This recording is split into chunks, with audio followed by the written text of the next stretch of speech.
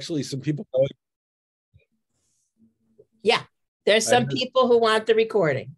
Yeah, and some people are actually going back into the archives and watching old ones because. Oh, good. Good. I'm getting a couple of emails about movies we watched 2 years ago. So kind of interesting, you know. Right. Once again, YouTube, Macomb Solwell Lakeside, you can see services, my book club. It would keep you busy for hours, days. Yeah. So this week we're discussing Defiance in a certain sense. You know, I've been doing these movies since we started in pairs, so I do want to compare this a little bit to what we watched last week, the Juggler. So you know, so you can think about that as we go and what kind of comparisons you might find. So this is hopefully everyone got the right movie, Defiance 2008 with Daniel Craig as the star. It's directed by Edward Zwick, and the screenplay is written by Edward Zwick with a guy named Clayton Froman. They both grew up here in the northern suburbs of Chicago, went to Hebrew school together at, I think, Beth Hillel in Wilmette. So that's Edward Zwick. Yeah. Although he's older now, he probably looks like that guy. And here's Clayton. Yeah, and honestly, Clayton Froman doesn't have a lot of other credits. He's written a couple other screenplays. I mean, he wrote a screenplay for a movie called Under Fire back in the 80s. But this movie is just something that he and Ed Zwick developed together. And perhaps the third in this triumvirate is a guy named Marshall Herskovitz, who has been Ed Zwick's production partner for many years. They created the TV series 30 Something, which is the thing that really kind of put them on the map, if you remember that show. And Zwick and Herskovitz, I think, have worked on pretty much everything together since then. And a few nice Jewish boys. They're all together. So Ed Zwick was born in 1952. So was Clayton Froman. They went, as I said, to Hebrew school together. They went to New Trier together. Edward Zwick went on to study at Harvard. And then in addition to creating the TV series 30 Something, he also made a short-lived TV series called My So-Called Life.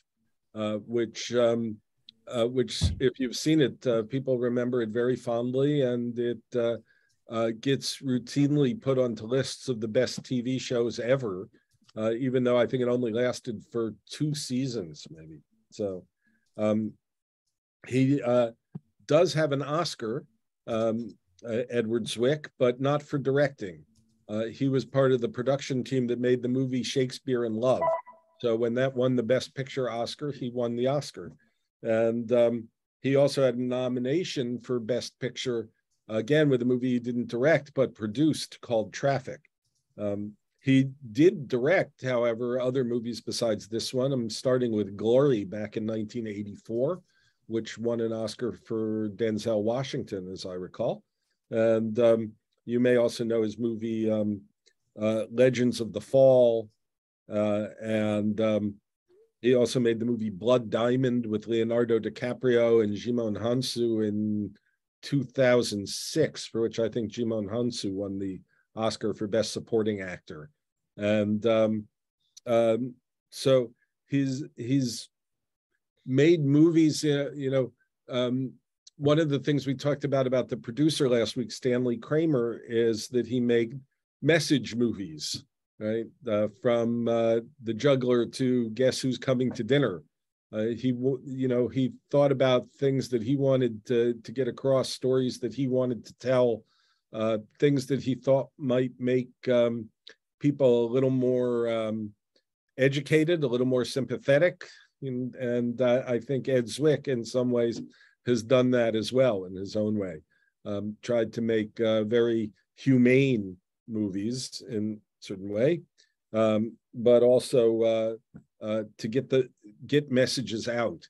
And I did find a short video on YouTube of Clayton Froman and Ed Zwick being interviewed in when this movie was coming out, and they said pretty much that that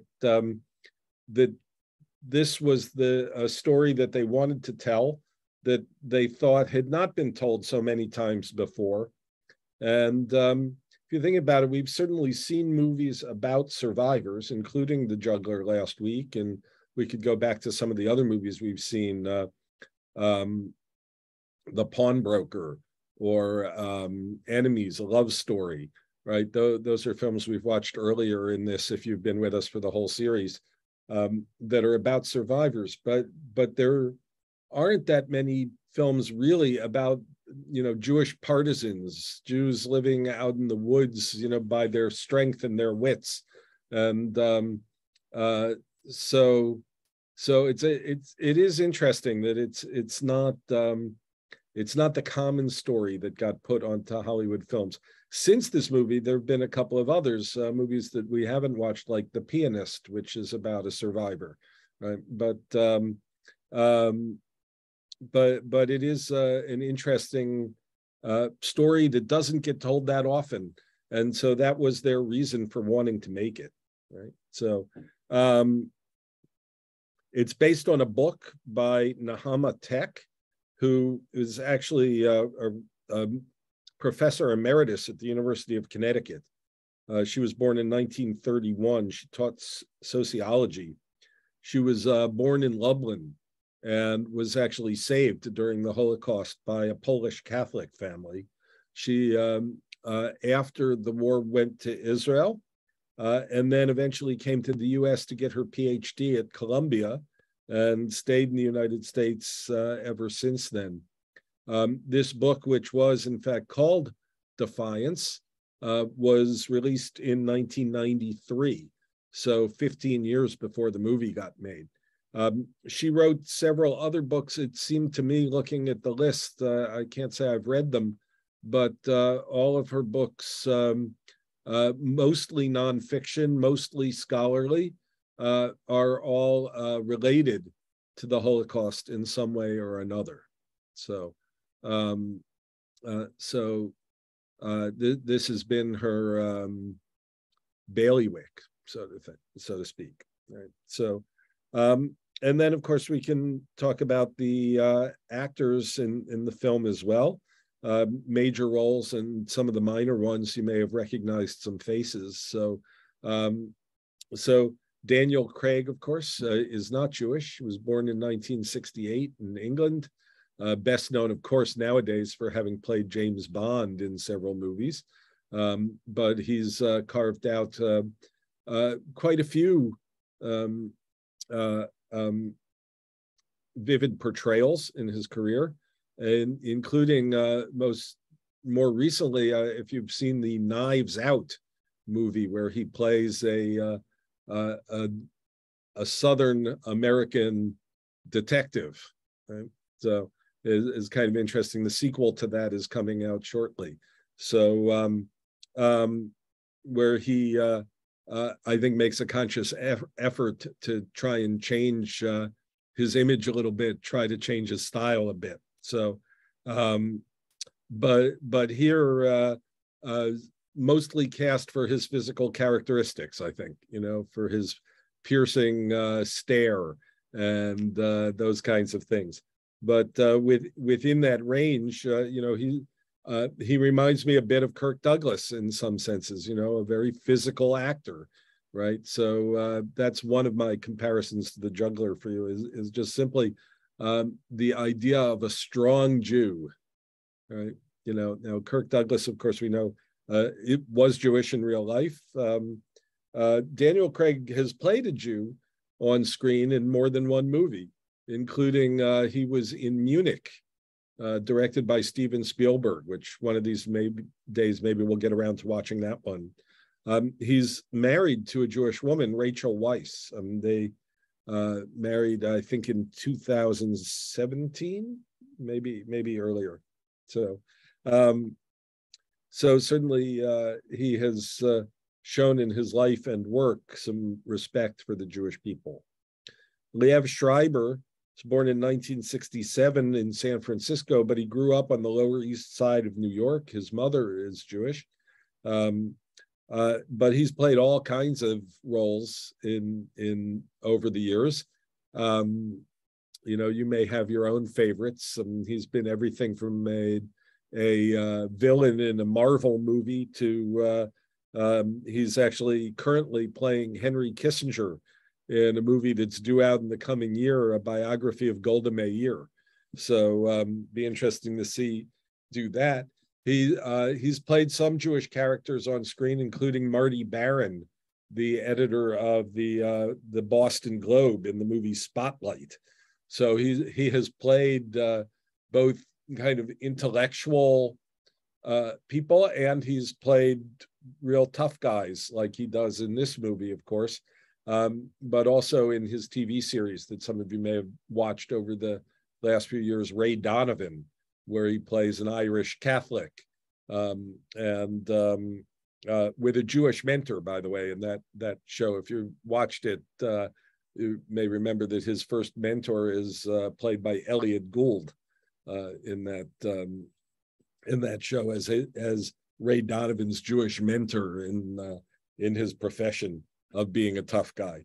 So and then the other brother with the major role, well, there's two others, but Jamie Bell, of course, was the most famous of them, born in 1986 in England. As far as I can tell, he's not Jewish. You may remember him from his early role as a teenager in Billy Elliot. And he was, in fact, a trained dancer when he took that role of, remember the movie of young man who doesn't want to follow in sort of the family tradition, wants to be a dancer, right? And more recently, he was in the Elton John biopic a couple of years ago, 2019, playing Elton John's songwriting partner, his lyricist, Bernie Taupin. So he's been in a number of films over the years as well. So kind of a star-studded cast in a sense, although all of them became, I think, in some ways bigger stars after this movie. And that's true of some of the minor actors in this too, went on to become more familiar faces after this movie came out. This movie that came out 2 years before Alice in Wonderland in 2010, a movie which made the actress who plays Chaya into a star. I don't think you'll find this one, Vanessa, hard to spell. Mia Wasikowska, right, who plays Chaya in this movie, has gone on to other things and is an internationally known star as well. So the other women in the cast, relatively small parts, but they're pretty special actresses in many ways. Alexa Davalos, who plays Lilka, her father's family was a Jewish immigrant family from Russia and Lithuania. And she's been very successful, mostly in television.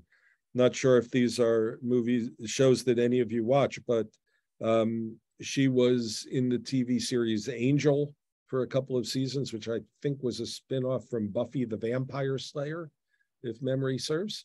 And she also had a role in Man in the High Castle on Amazon a couple of years ago. And she's currently appearing in a network TV series, I think, called FBI Most Wanted. So she's gone on to become a bigger star. The other actress, there's a couple more that I'll mention, but Jodie May plays the character of Tamara. She really has one fairly significant scene in this movie where she's the one who gives birth in the forest, right? Who's been raped, and she actually was, as a child actress, the youngest actress to ever win an acting award at Cannes. So Her first name is Jodi, Jodhi, Vanessa. I see you trying to find her. So, but in more recent years, she's been in a couple of TV shows. Gentleman Jack, which is a great show. I like it very much, actually. And Small Axe, which a lot of people thought was the best TV show of last year, actually. So she's gone on to some other things as well. It looks like she was in Queen Catherine. I mean, there's a bunch of things. Yeah. Yeah. So. Okay. Yeah. So a lot of folks, actually. Kate Fahey, who plays Reva, is maybe best known for being married to Jonathan Pryce, the actor, who was in, among other things, he was in Game of Thrones and in a very successful revival of Oliver, in which he played Fagin. So, and she's been in a few things herself. Then some of the other folks, just, faces that you recognize, right? Just people who I've seen that guy before. Where have I seen him before? So I'm not sure if you can remember places where you've seen him, but the guy who plays, his character's name is Shimon in this movie. He's from a Jewish home in London. His name is Alan Cordner. And where you've seen him before is the character he plays, if you don't know him by name, he's sort of the older of the two intellectuals, right? In this movie, the one who dies after going through the swamp, right? And leaves his books behind in a bag and is carried by the Daniel Craig character, right? So he got his film debut was actually in Yentl. So we've actually seen him before in some of the movies that we've watched. In the last couple of years, he's been in some movies that you might have seen. If you saw the movie Woman in Gold that came out a couple of years ago about the Klimt painting and restoration of rights to ownership for Jews whose things were taken during the war. And he's also in the movie Florence Foster Jenkins with Meryl Streep from a couple of years ago that some of you may have seen. And his biggest role is in a movie, I think Mike Lee directed it. It was called Topsy Turvy, about Gilbert and Sullivan. And he plays Sullivan in that movie. So he's been around in a lot of things over the years. Other folks who may have looked familiar, the actor who plays Isaac, who the one who sacrificed himself in a sense in the battle with the tank near the end of the movie, right? His name is Mark Feuerstein. Born Jewish, he had an Orthodox bar mitzvah in New York when he was a kid. He actually was on People Magazine's Most Beautiful list in 2003. He was in a daytime soap opera, was his start in the movies.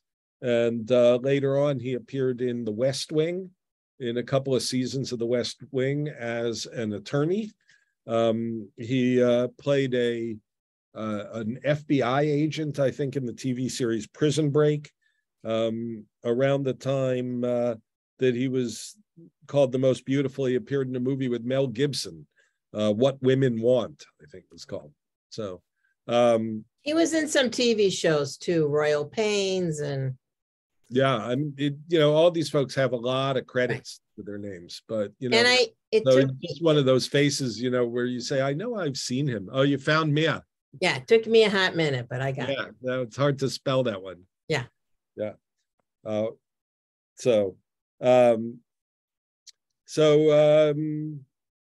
Other folks who you might have recognized, Mark Margolis. He's got one scene in the ghetto. He's the Jewish elder. That's how he's identified in the credits, who goes and talks to and is reluctant to have people go out into the forest, right? He's trying to buy time. He's been a gangster in a lot of things over the years, actually. But if you watched Breaking Bad or the sequel to Breaking Bad, what's that called? Better Call Saul. Better Call Saul. Yeah, so he plays Salamanca, Hector Salamanca, I believe. Was nominated for an Emmy for it when he played it in Breaking Bad. His career goes back to Scarface with Al Pacino.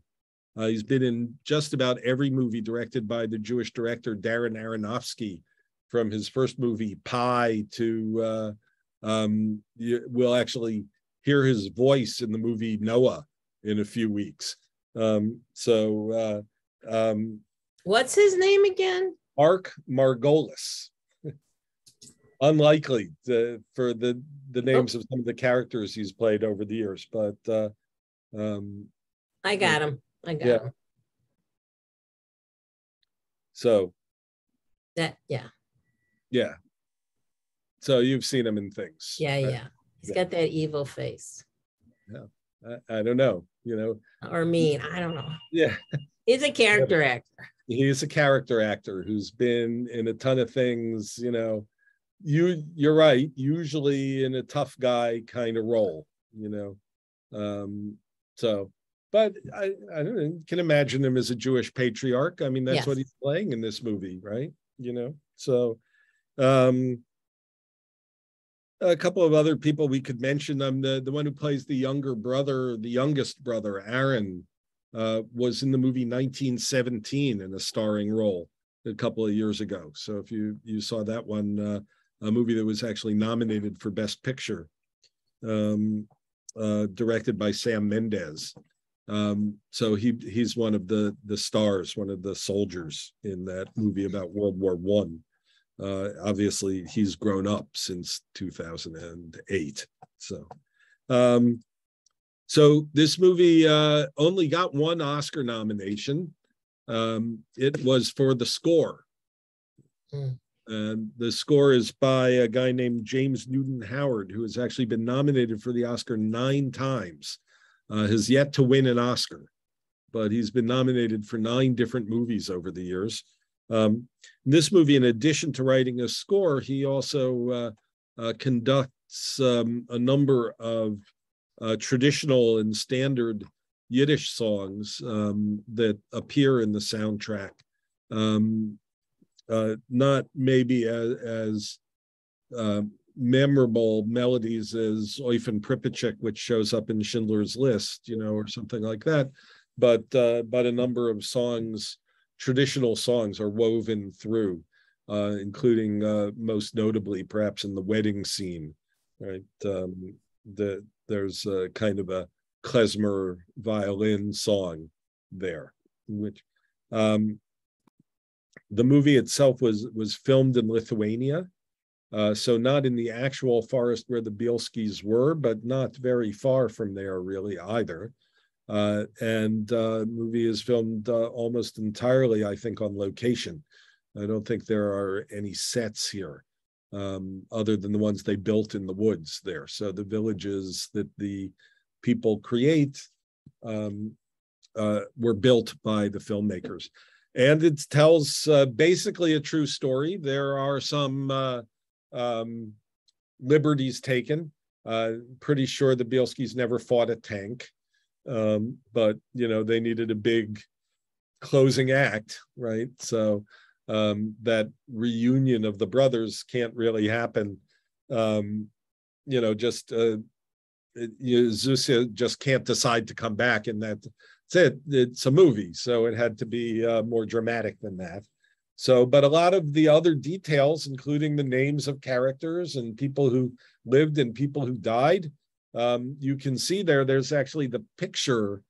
I think there's a picture of the partisans. They're right to that so one. Here's the picture of the partisans, which I think they flashed in the movie. Right. I'm pretty sure. Here are the brothers. They show the taking of the picture, right? In the movie. Yes. Yeah, they show the taking of the picture. And which, by the way, there are a couple of times that cameras appear in this movie, which is sort of interesting. The first time is at the beginning of the movie. If you remember, how it starts, right? I mean, it starts with this grainy black and white footage, not actually archival footage, although the very opening shot is, I think, of Adolf Hitler speaking. So I think that's an archival shot, but most of the rest of that was created for the film, and made to look old in this very grainy black and white. They even scratched the film, right? So to make it look more like an old, news log, something like that. And then as the movie starts to turn from black and white to color, and the grain starts to cut away from it, you see actually a cameraman, right, with his movie camera, so that they give you sort of the plausible source of the film that we've just seen. The opening shots of the movie, we actually see the cameraman who takes them. And then again, late in the movie, when they take this picture of the Bielski commandos, we see the camera and hear the click of the shutter and the flash, right? So there's something in this about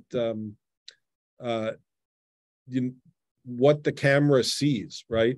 So so the movie tells us over and over, since that we're watching a movie, right? We're watching what the camera sees. Not every moment of their lives, not everything they've done, but what the camera sees, right? What they can find to document. And this is Lillian. This is Tuvia's wife, and then there it is. Yeah. I'm not sure who's still alive. I read. I'm pretty sure none of the brothers are alive now. Yeah.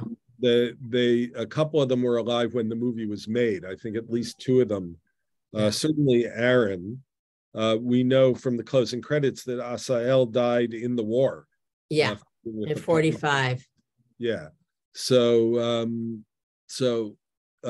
Zeus and Tuvia end up in New York and New Jersey running a trucking business. I think I don't think in Manhattan. I think they were in Long Island in New Jersey, if memory serves. But they make it to America. And, the brothers originally, what country were they from? So that's always a hard thing to define, but Belarus. That's what I thought. Right? Depending on where the borders were, at various times, right? But yeah, they were born in Belarus, and that's the forest they were in, was in Belarus. So not far from Lithuania. I mean, it's a pretty good stand-in, for where they were actually from.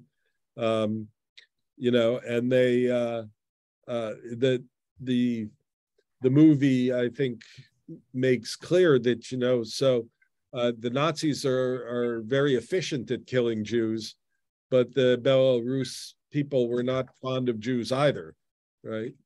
So the elder in the ghetto says, "You're too young to remember the pogroms," right? So which had in effect been outlawed by the Soviets when they took over Belarus. So but there was still plenty of anti-Semitism, that's for sure, right? So and so the fact that they were able on occasion to find some farmers who were friends, and these are in a sense the righteous Gentiles who existed in all of these countries, but they stand out because they were a minority, among the people that lived in those places, who were often just as happy to see the Jews removed, right? So by the end, we realized that the Bielskis, in addition to three of the four brothers surviving the war, the 1,200 people survived with them. When you think about that for a minute, because the partisans, the armed partisans, were small groups, small guerrilla bands. This is the largest group of this kind that happened in the war, right? Maybe the only group of this kind. They built a town in the woods, right? Which had everything. They had a minyan. We saw the minyan. They played games. They taught school. They actually, we don't see it in the movie, but in their true story, they even had a jail, right? When people in their own community misbehaved, right? They didn't have a prisoner of war camp. We saw what happened to the one prisoner of war that they took in the movie. But they did actually punish their own when they got out of line, right? So, well, he did kill that one guy who was trying to take too much food. He did, and so, but and that, I'm sure, is probably part of the true story.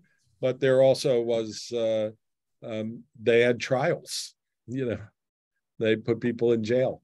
So it was, for all intents and purposes, a town, out in the woods, that they moved several times.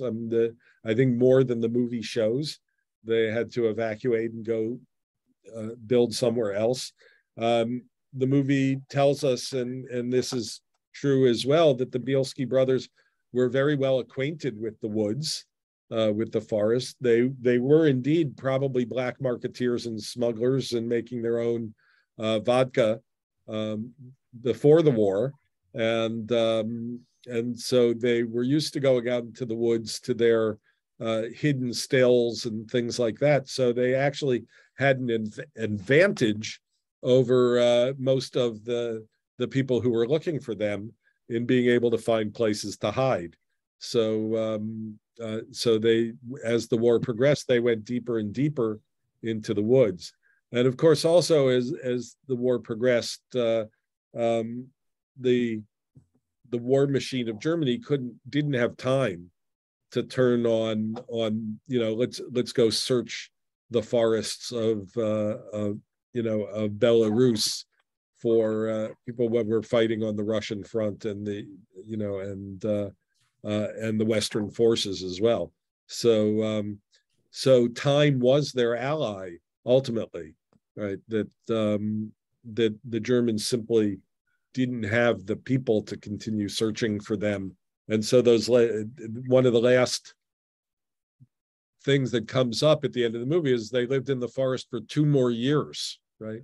It's kind of extraordinary, but those 2 years were not as dramatic as the ones we see in the movie, right? Because at a certain point, people stopped looking for them, right? They simply they played for time, and they were able to do that. So so there are some very good lines, I think, in the script. I mean, I think it's well written. It's pretty episodic as a movie, right? There's a lot of kind of short scenes. It goes through a fairly long time period very quickly. From what does it start? 1941. Remember? Yeah, I think so. Yeah, 1941. So we get basically a year or two of their time, right, before the end of the war in Europe. But so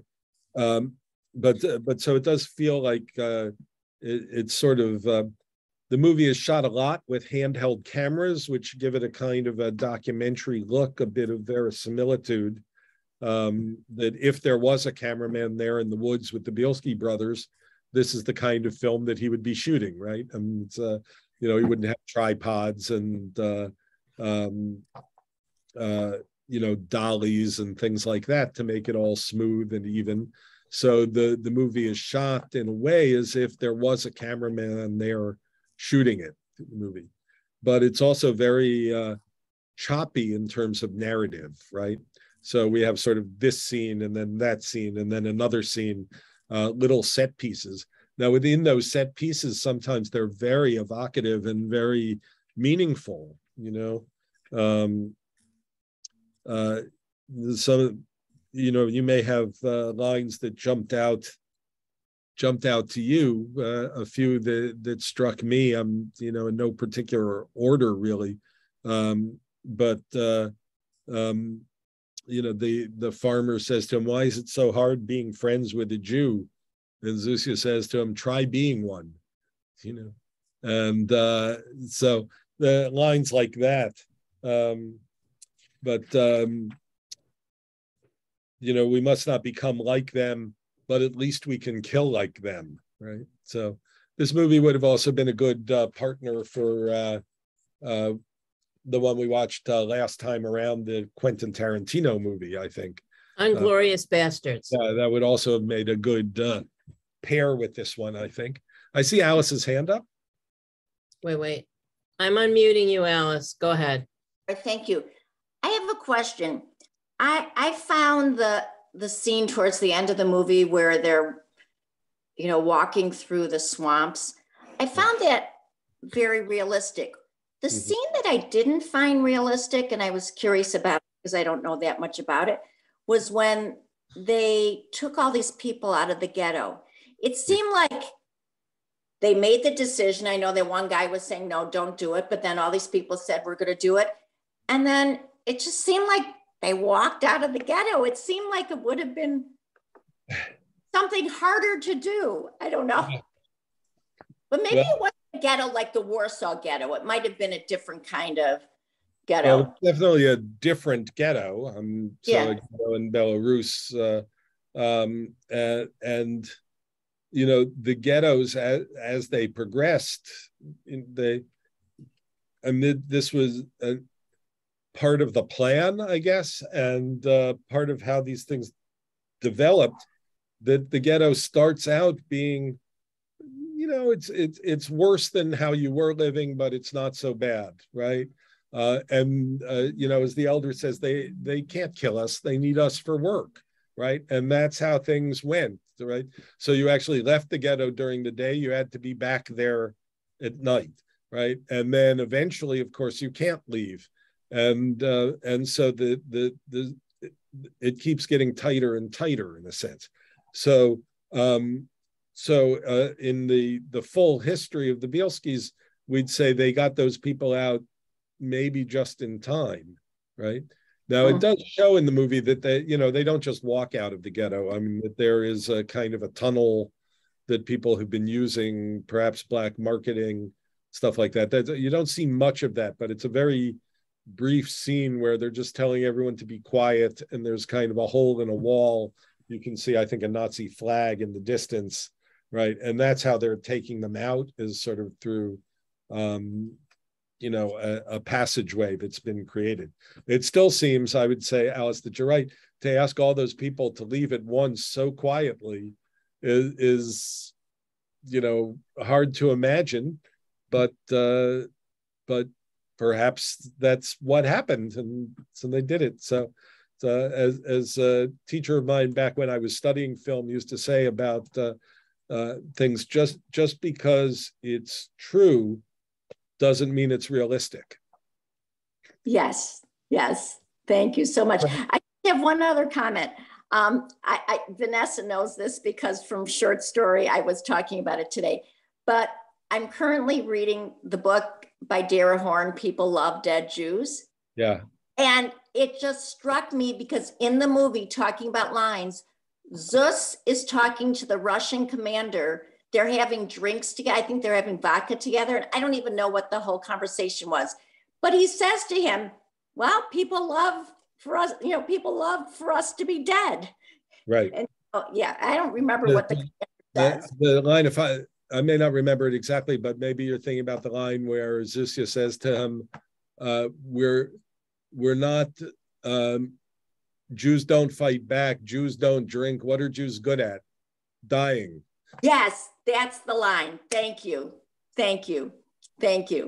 And yeah, it just struck me because I'm reading this book, and it it sort of amplified for me also that the Soviets were so good at using the Jews, to fight their war, like Zus and the other people from the Bilski group. And then we all know after the war was over, these people were useless to them and they were killed. So that's, yeah.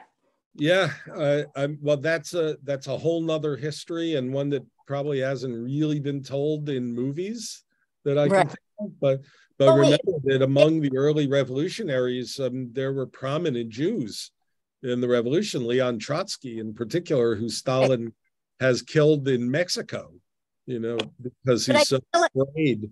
Yeah, I feel foreshadowed in this movie. You kind of like have this sense that that's what's coming down the line. And as I said, when the Soviet Union did take over Belarus, they forbade pogroms, right? So the Stalin's change, in a way, of the early Soviet movement is interesting. What might have been had Jews not been purged from Stalinist Russia, right, and become villains, rather than allies, right? So this departs from the movie a little bit, but just that idea, right? Jews brought communism to Cuba, right? The early martyrs of the Cuban Revolution are actually Jews who were killed in the 1930s in Cuba by the Machado dictatorship, right? One of the reasons that Trotsky was in Mexico was in exporting communism, and frankly, Jews brought that with them to the land of Israel, right? And the kibbutzim, are Marxist farms in a sense, right? So there's in one of the books that I read a number of years ago, one of the things I was really surprised to find is that even when Stalin died in the 1950s, there were places in Israel where there were memorial services for him. Yeah. So a lot of Stalin's hatred of Jews is something we know now that wasn't known at the time. I know Sue's been waiting a while, and then we'll get to Sandy because I'm sure she has a comment on what I just said. Right. So, but Sue, what? Okay. So I think there's a real juxtaposition in this movie in the when you talk about how they walked out of the ghetto through the tunnel, and I'm sure it wasn't easy. But then they also show pictures of the Jews lined up to get on the trains with their suitcases and their things. So here's a whole group trying to get to freedom, and there's another group that doesn't understand what's going to happen to them. And I'm thinking it's, in some ways, it's a lesson for people today to never, the minute they start taking your freedoms away, something else is going to happen. Yeah. So you have to be really wary about it. This is the second time I've seen this movie. I saw it when it first came out many years ago. Uh-huh. And it really, it's heart-wrenching.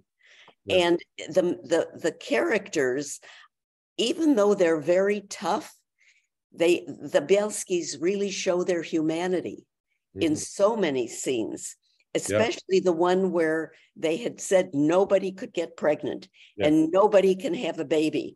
And then when this baby is born, they do everything they can to save the mother and the baby. Yeah. So they've got a lot of humanity in them as well as their toughness. Right. Yeah, there's a line in there too where, his wife essentially confronts him and, about the baby and says, you've said we shouldn't be like them. How better to show that we're not like them? Right. And besides the people getting on trains and things like that, we actually see the youngest brother, I think, is the one who actually sees the mass graves in Belarus. So Ed Zwick, when he made this movie, was concerned about anti-Semitism and the persistence of anti-Semitism. That was 15 years ago, right? So in some ways, we might talk about this movie as being somewhat prescient. That idea that some of us still walk around with this idea that it can't happen here. I think we just heard yesterday in the news what's happening now, what the Russians are doing to Ukrainians and forcing them out and taking them on trains to other places. And what's going to happen to these people? Yeah, right. No, it's happening to other people. It's just exactly what the Nazis did. Right. Yeah.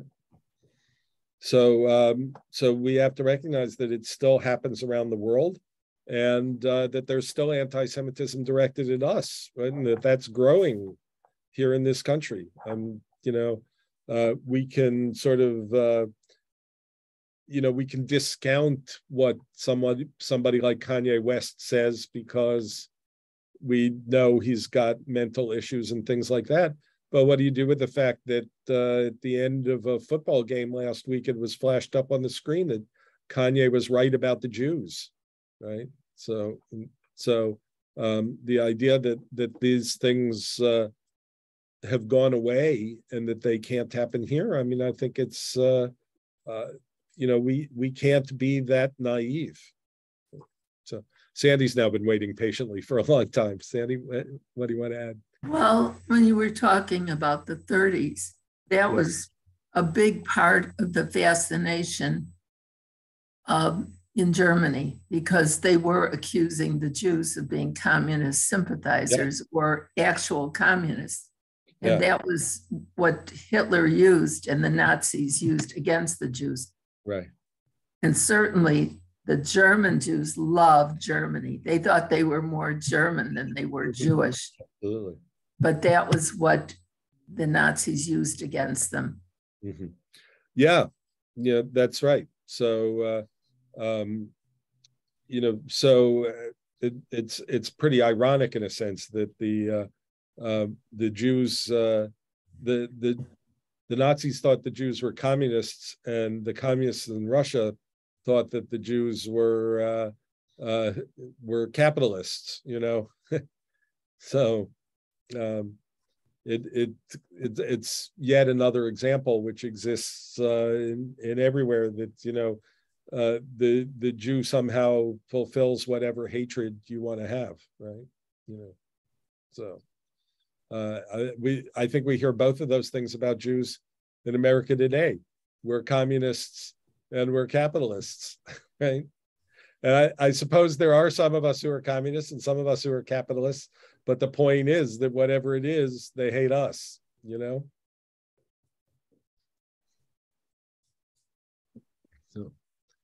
not seeing any other hands at the moment. Got a few more minutes. Maxine, I'm unmuting you. Go. Unmute, hold on. No, I unmuted you. Oh, you unmuted me. Okay. I had a question about the reaction between the juggler, way he did nothing. He thought he could not be touched because he was so German and so popular. And the way Zeus and his brother Tuvia reacted to the threat of fascism, because they took two different paths. And I also had a question about, who do you think between the two older brothers was more moral? More moral. Well, that's right, because yeah. So let's take the first one first. I think it's a little bit of an easier question in a way, right? The experience of a Jew in Germany, right? Like Sandy was saying, he thought he was untouchable. Germany was the most educated country in Europe at that time. It was, they prided themselves on their culture.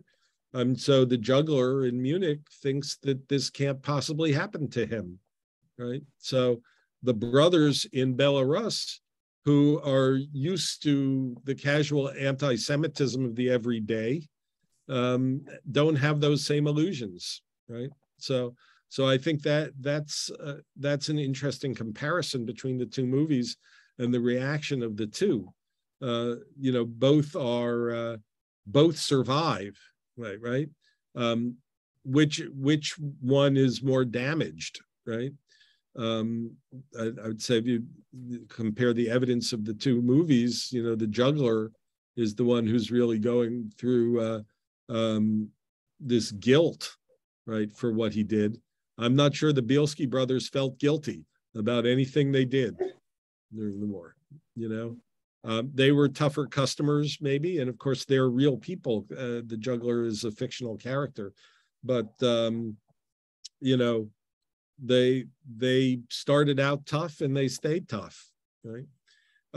In terms of who's more moral, I'm not sure that the movie wants us to draw a conclusion to that question. I think that the movie paints them all as being human, and humans are capable of cruelty and immorality, and they're capable of heroism, right? And it can be the same people. And so there are things, I mean, even the moment where I think it's Tuvia looks away as the community beats a Nazi soldier to death, right? He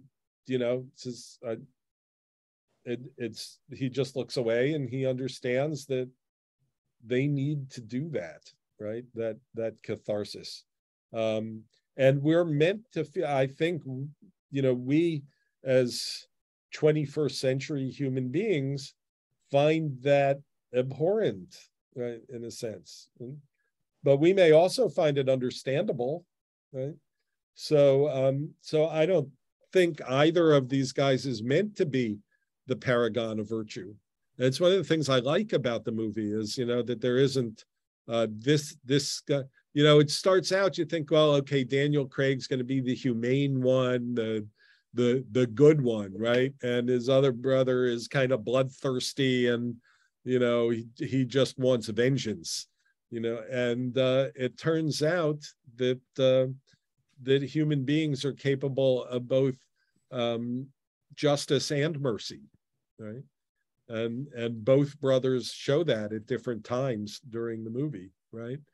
And so I don't know that I could answer. You could pick which one you like better if you want, but I don't think the movie is setting us up to do that. To say this is the moral brother, and maybe this one comes around to that point of view. It's not quite like that, right?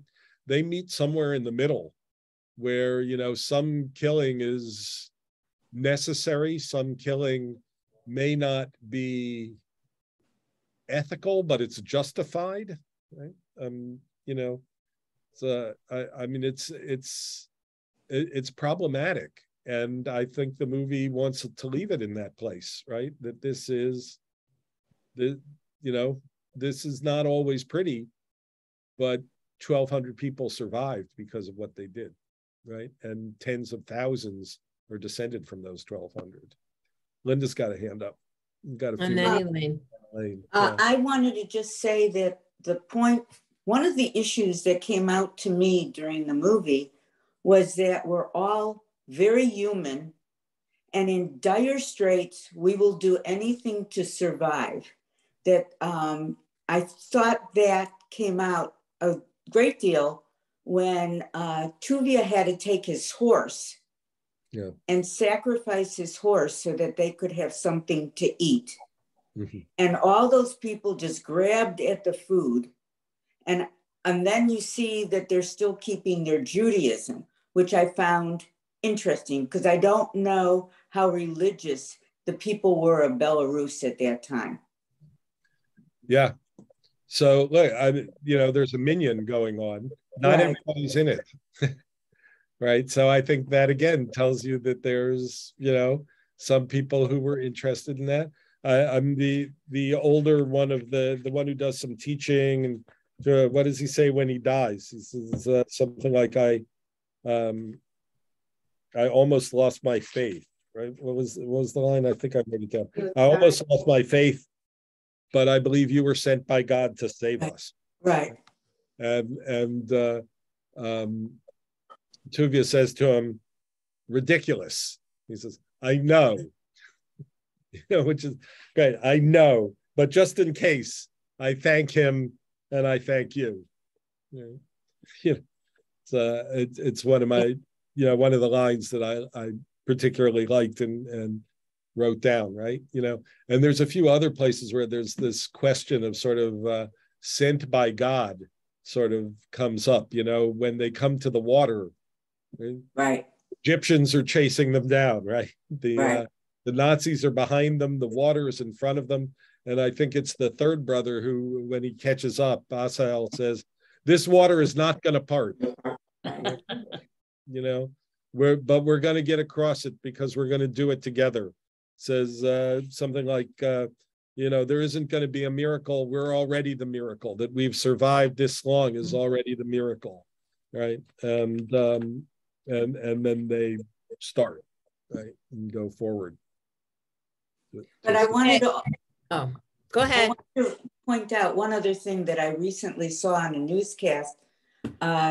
That they were talking from the ACLU that there have been more discrimination cases in 22 than ever in the last 40 years. Yeah. And I think it's time that we in the United States have to realize that our freedoms are at jeopardy, and that I worry about this a great deal from all that I've read and all that I've heard.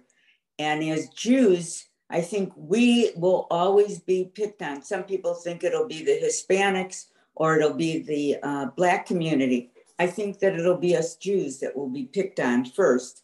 And so I'm just telling everyone, if you have friends or relatives in other states, I'm hoping that Illinois stays the way it is and will be protecting us. But I don't know what's coming. I really worry about this. It's worth worrying about, I have to say. I used to be one of the first people to say, let's not get excited. These things are isolated, and I'm a lot more worried than I used to be. Yeah. So we have to continue to be watchful. I know Elaine and then Sandy. Yeah. And then this wasn't my comment, but from Ike's last comment, I don't think the younger generations are as worried or think it's as much of a reality as people our age or younger who are more familiar with what has happened in the past. I think the younger people just say, it'll be okay. And but that was about the movie. At the credits, there was a statement about third generation survivors of these families. Yeah. And I read recently there is an organization in Chicago of third generation survivors. I'm not sure if it's a temple or the JUF or somebody sponsoring it, but I saw that parallel there. Right. It's probably JUF, I think, has been very involved in this over the years. But this is one of the things, there's been a lot of, unfortunately here in Highland Park, there's been a lot of talk about, dealing with trauma in recent months. And one of the things that scientists are discovering is that trauma continues through generations. It's passed down. And so the third generation of survivors is still dealing with trauma. So it's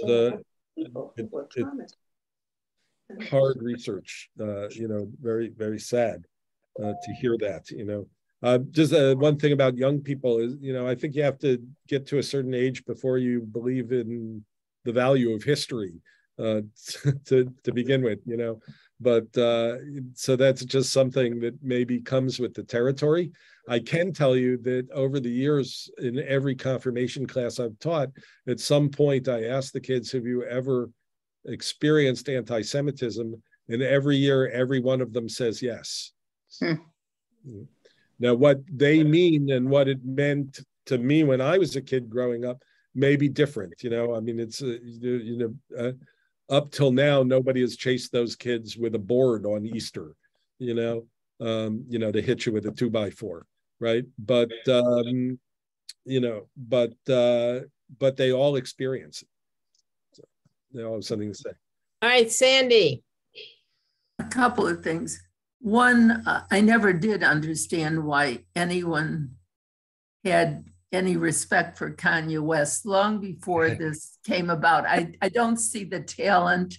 I don't see anything there to admire in how he became so wealthy. And because he appealed to a totally different No, he was a singer. I have a couple of his CDs, so we have to agree to disagree on musical talent. Okay. Well, I also realize that he's left 4 multi-racial kids too with the Kardashian family. I find him just insignificant, but I was so glad that Ari Emanuel spoke up, and that's what we need. We need people who have power in this company and who carry a good voice. I was really glad that he stepped up and spoke against Kanye West and what he had said, and not to let this thing go. Right. That's one we thing. Have to make sure we don't think that Kanye is the whole problem, because he's definitely not. Right. Right. We've got to come to a close. I just wanted to mention one thing for the high holidays. I brought David's caregiver with. She's from Belarus. She hadn't attended any holidays, Jewish holidays. She's Jewish. Mm-hmm. And her mother was Jewish, not her father. Her grandmother was Jewish. And she was so happy, Rabbi, to attend Makom services. She just was in tears at the end of the evening. She was so happy to be there Yom Kippur and Rosh Hashanah. So thank you. Sure. Okay. Well, it's good.